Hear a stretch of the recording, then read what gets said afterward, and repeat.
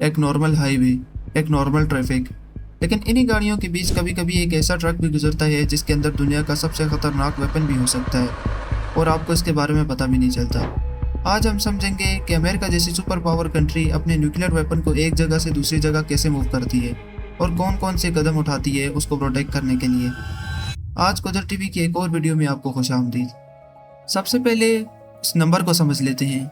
Federation of American scientist की 2026 report के मुताबिक दुनिया में करीब 12,186 न्यूक्लियर वॉरहेड्स मौजूद हैं। सबसे ज़्यादा रशिया और यूएसए के पास हैं।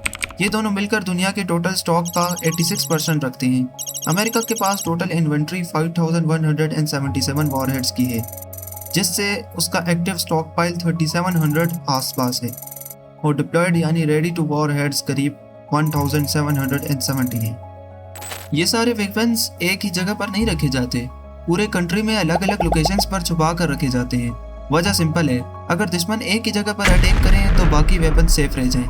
ये एक तरह से इंश्योरेंस का सिस्टम है। सवाल ये है कि अगर ये हथियार इतने ही सेफ हैं तो इन्हें एक जगह से दूसरी जगह क्यों मुंतकिल करना पड़ता है? सबसे बड़ा रीज़न है मेंटेनेंस। किसी भी मशीन की तरह इनके मैकेनिकल पार्ट्स भी वक्त के साथ साथ ख़राब हो सकते हैं और इनके अंदर मौजूद प्लूटोनियम या इनरिच यूरेनियम की हेल्थ चेक करना बहुत ज़रूरी होता है ताकि उस वक्त ये फेल ना हो जाए। इसलिए इन्हें रेगुलरली एक मेंटेनेंस सेंटर या फैसिलिटी पर लेकर जाया जाता है, जहां पर इनकी हर टाइम चेकिंग की जाती है कि यूरेनियम बिल्कुल ठीक है या नहीं है। अमेरिका में इस काम के लिए एक अलग फेडरल एजेंसी है, नेशनल न्यूक्लियर सिक्योरिटी एडमिनिस्ट्रेशन यानी NNSA। इसके अंदर एक स्पेशल विंग है जिसका नाम है ऑफिस ऑफ सिक्योर ट्रांसपोर्टेशन या OST।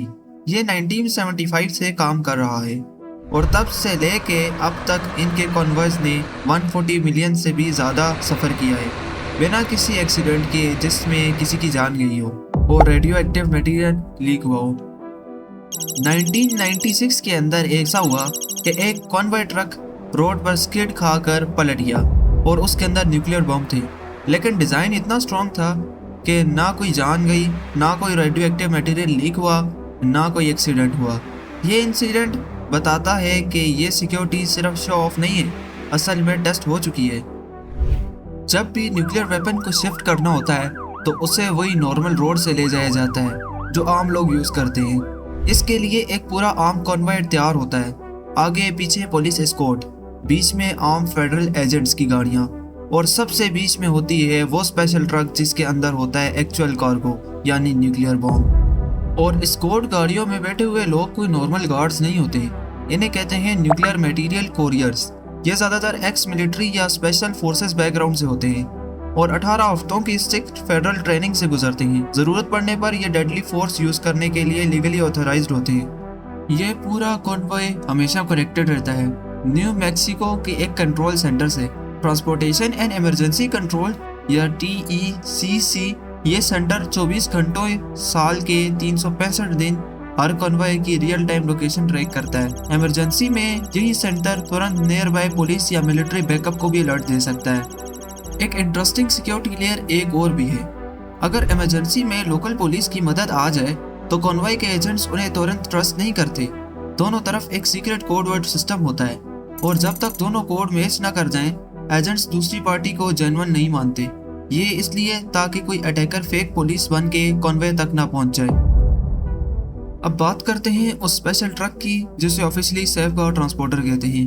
दिखने में तो ये एक नॉर्मल सा 18 व्हीलर ट्रक लगता है ताकि किसी को शक ना हो, लेकिन रिपोर्ट्स के मुताबिक इसके रेयर डोर्स 12 इंच से ज़्यादा मोटे होते हैं। अगर कोई अनऑथराइज तरीके से अंदर घुसने की कोशिश करता है तो ट्रेलर के अंदर डिसेबलिंग केमिकल्स या इलेक्ट्रिक शॉक जैसा डिफेंस सिस्टम हो सकता है। और अगर ट्रेलर किसी वजह से टिल्ट हो जाए और कोई उसे टो करने की कोशिश करे तो इसके अंदर एक हार्डनिंग फोम होता है जो बाहर आ जाता है, जिससे कार्गो तक पहुंचना नामुमकिन हो जाता है। और ये ट्रक अपनी स्पीड को कभी भी 65 माइल से ज़्यादा नहीं करता और ना कभी कम करता है, चाहे रोड की लिमिट कुछ भी हो, और ख़राब वेदर में तो बिल्कुल ट्रेवल नहीं कर सकता।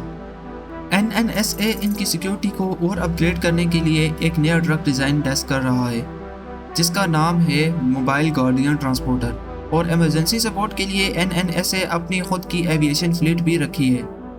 आज तक अमेरिका में हज़ारों बार न्यूक्लियर वेपन्स ट्रांसपोर्ट हो चुके हैं और एक बार भी सक्सेसफुली हाईजैक नहीं हुए। ये थी एक ग्लिम्प्स उस दुनिया की जो ज़्यादा लोगों को पता ही नहीं होती। अगर वीडियो इन्फॉर्मेटिव लगी हो तो लाइक करें, शेयर करें, सब्सक्राइब करें और मिलते हैं आपके साथ नेक्स्ट वीडियो के अंदर।